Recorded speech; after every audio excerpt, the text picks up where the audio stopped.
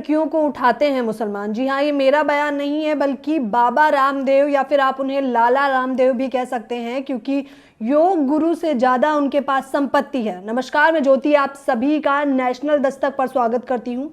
आपको बता दें कि लाला रामदेव या फिर योग गुरु बाबा रामदेव ने एक विवादित बयान दिया है, जिसमें उन्होंने कहा है कि 5 वक्त की नमाज पढ़ने के बाद मुसलमान कुछ भी कर सकता है, हिंदू लड़कियों को भी उठा सकता है और साथ ही साथ आतंकवादी भी बनता है। उनके पूरे बयान को पढ़ के सुनाना चाहूँगी, फिर सभी लोगों की प्रतिक्रिया भी बताऊँगी। तो वो कहते हैं, मैं आपको बता दूं कि राजस्थान में दरअसल एक मंच का आयोजन किया गया था जिसमें वो गए हुए थे। वहाँ वो योग गुरु तो हैं ही, तो योगा के बारे में बता रहे थे, लेकिन इसी बीच न जाने उन्हें क्या सूझी और उन्होंने टिप्पणी करना शुरू कर दिया। अब मुसलमान सुबह ही नमाज पढ़ते हैं, उन्होंने लिखा, उसके बाद उनसे पूछो कि तुम्हारा धर्म क्या कहता है। बस 5 बार नमाज पढ़ो, उसके बाद मन में जो आए वो करो, हिंदुओं की लड़कियों को उठाओ और जो भी पाप करना है वो करो। ये सारे के सारे शब्द बाबा रामदेव के हैं। मुसलमान समाज से के बहुत से लोग ऐसा करते हैं और वो यही नहीं रुके, अभी बताते हैं आपको कि उन्होंने क्या कहा। लेकिन नमाज जरूर पढ़ते हैं। वो कहते हैं कि मुसलमान समाज के अधिकतर लोग ऐसा करते हैं, ये सब तो करते ही हैं, लेकिन नमाज जरूर पढ़ते हैं। आतंकवादी और अपराधी बनकर खड़े हो जाते हैं, लेकिन नमाज जरूर पढ़ते हैं।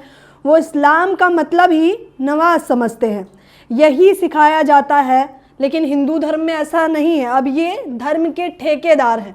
जी हाँ, इनका मानना है कि नमाज जरूर पढ़ते हैं, लेकिन इनका कहना है कि लड़कियों को उठा लेते हैं, मुसलमान आतंकवादी होते हैं, मुसलमान किस प्रकार से हिंदुओं पर अत्याचार करते हैं।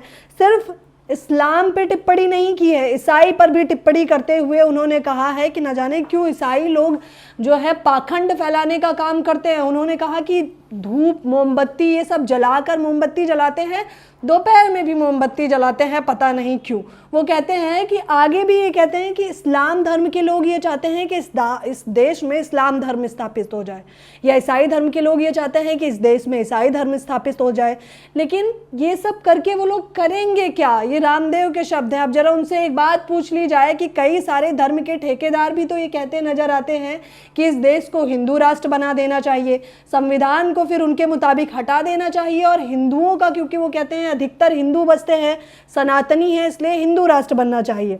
मैं आपको याद दिलाना चाहूँगी कि शहीदों में अधिकतर नाम अभी भी मुसलमानों का शामिल है। मैं उनको याद दिलाना चाहूँगी कि एपीजे अब्दुल कलाम भी मुसलमान हैं। और यही नहीं, कुछ लिस्ट जरा आपके सामने रखूँगी। नवाब सिराजुद्दीन मुसलमान है, शेर मशहूर टिप्पू सुल्तान मुसलमान है, हजरत शाह वली अल्लाह मुसलमान है, हजरत शाह अब्दुल अजीज मुसलमान है, हजरत सैयद अहमद शहीद, ये सभी शहीद मुसलमान हैं। और इनकी टिप्पणियाँ या फिर इनके नाम गिनाने बैठूंगी तो शायद समय ही खत्म हो जाए, लेकिन इनके नाम खत्म नहीं होंगे। धर्म के ठेकेदार बताते हैं कि मुसलमान धर्म तो ये सिखाता है, लेकिन सनातन धर्म क्या सिखाता है वो जरा जान लीजिए।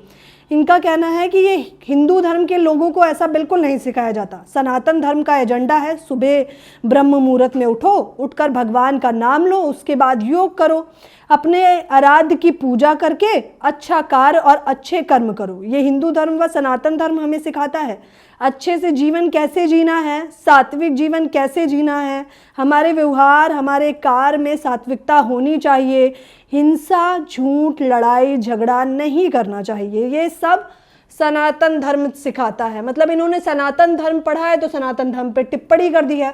अब इनसे जरा पूछा जाए कि क्या आपने इस्लाम पढ़ा है या फिर आपने ईसाई धर्म पढ़ा है, और इस्लाम के किस पन्ने पर यह लिखा है कि मुसलमान हिंदू लड़कियों को उठाते हैं, किस पन्ने पर यह लिखा है कि मुसलमान है तो वो आतंकवादी ही होगा।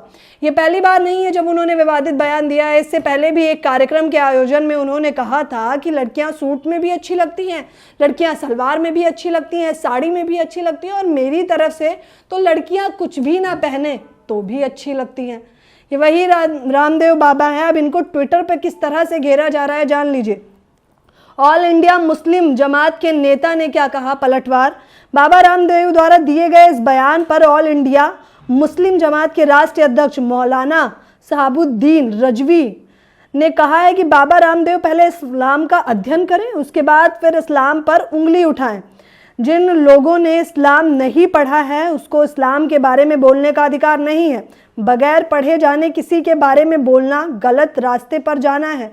जाहिर तौर पर अभी यही बयान अगर किसी मौलाना ने दिया होता हिंदू को लेकर या फिर रामचरितमानस को लेकर, तो किस तरह से लोग सड़कों पर उतारू हो जाते और ये कहते कि देखिए किस प्रकार से हिंदुओं को दबाने का प्रयास किया जा रहा है। बार बार चीख चिल्लाकर ये साबित करते कि जब रामचरितमानस पढ़ी ही नहीं है तो उस पर बखान क्यों किया जा रहा है। लेकिन क्योंकि अब तो लाला रामदेव ने कहा है तो इस पर तो कोई टिप्पणी होगी नहीं, कुछ दिन तक ये चर्चा में रहेगा, फिर उसके बाद तो नजर नहीं आएगा। ये योग गुरु वही हैं जो पेट हिलाकर बता देते हैं गैस कैसे निकालते हैं। अब इन योग गुरु को से ये भी पूछ लिया जाए कि दिमाग की भी अगर कोई गुरु हैं तो दिमाग की भी कोई दिनचर्या हो तो इनसे पूछिए कि दिमाग का कचरा भी अगर थोड़ा निकाल लेंगे तो सही टिप्पणी करेंगे। लोगों की प्रतिक्रिया सुनाना चाहूँगी। जाकिर अली नाम के यूज़र ने बाबा रामदेव का वीडियो शेयर कर लिखा है, रामदेव के अनुसार मुस्लिम अपने बच्चों को आतंकवादी बनाते हैं और लड़कियां को उठवाते हैं और इसी का नाम रामदेव ने इस्लाम बताया है। बाबा रामदेव दूसरे धर्मों पर विवादित बयान और मजाक उड़ाए बिना खुद को स्थापित नहीं कर सकता क्या? अशोक गहलोत इस पर कार्रवाई करे, क्योंकि ये मामला राजस्थान में हुआ है और ये मामला सिर्फ धार्मिक नहीं है बल्कि राजनीतिक भी है, क्योंकि अभी 2023 में 9 राज्यों में चुनाव होने वाले हैं। तो अब धर्म को ही मुद्दा बनाया जाएगा। जाहिर तौर पर काम वगैरह तो किया नहीं गया है पार्टी के द्वारा या फिर सत्ता में बैठे लोगों के द्वारा, तो अब कोई और मुद्दा नहीं बचेगा। इस्लाम को पकड़ लेंगे, ईसाई धर्म को पकड़ लेंगे, सनातन धर्म को पकड़ लेंगे, हिंदू राष्ट्र बनाने की अपील करेंगे और बार बार इसी मुद्दे से लोगों को भटका कर वोट लेंगे। लेकिन आप लोगों को वोट की चोट काम पर ही दिखानी है। बाबा रामदेव ने आगे क्या लिखा मैं आपको बताती हूँ। मोनी जी इस पर क्या प्रतिक्रिया देती हैं। ये ट्विटर हैंडल की यूज़र हैं। ये सब फर्जी हिंदुत्व वाले लोग हैं। और फिर आगे लोग ट्वीट करते हैं कि देश में नफरत फैलाने वालों पर सख्त कार्रवाई होनी चाहिए। अब आप देखिए कि किस प्रकार के बाबा रामदेव विवादित बयान दे रहे हैं। कांग्रेस पार्टी सांसद अब्दुल खलीद का कहना है कि जल्द से जल्द बाबा रामदेव को इस नफरती बयान के लिए माफ़ी मांग लेनी चाहिए, क्योंकि अगर यही चीज़ किसी मौलाना ने करी होती तो हिंदू धर्म के ठेकेदार आकर खड़े हो जाते और कहते कि हमारी आस्था को ठेस पहुंचा दिया। जब भगवा रंग पहनने से आस्था को ठेस पहुंच जाती है तो उस पर टिप्पणी करने से तो न जाने क्या क्या हो जाएगा। आग जली मचा देंगे देश में। देखा नहीं किस प्रकार से स्वामी प्रसाद मौर्य की गर्दन नाक मुंह काटने के लिए 200 300 500 का इनाम रखा गया, 21 लाख का इनाम रखा गया। तो आप इन सभी हिंदू ठेकेदारों से क्या उम्मीद रखते हैं। खैर, इस पूरी खबर के बारे में आप क्या कहेंगे, ये धर्म के ठेकेदारों के बारे में आप क्या कहेंगे, अपनी राय मुझे कमेंट बॉक्स में जरूर दें। और 2023 में 9 राज्यों में चुनाव है। वोट की चोट पर अपना चुनाव देना है और जाहिर तौर पर दिमाग में काम रखना है, ना कि हिंदू धर्म को लेकर धार्मिक आस्थाओं में बटना है। ये लोग राजनीति करते हैं और वही करते रहेंगे, जनता को भटकाते रहेंगे, लेकिन आपको नहीं भटकना। मेरे साथ बने रहने के लिए आपका बेहद शुक्रिया। कैमरा पर्सन तौहीद के साथ ज्योति, नेशनल दस्तक। नेशनल दस्तक की आपसे गुजारिश है कि अगर इसको बचाना चाहते हैं तो नेशनल दस्तक को सब्सक्राइब करने के लिए रेड कलर के सब्सक्राइब बटन को दबाएं, फिर बेल आइकन की घंटी दबाएं। नेशनल दस्तक को बचाने के लिए बहुत जरूरी है कि हर खबर को शेयर करें, लाइक करें, कमेंट जरूर करें।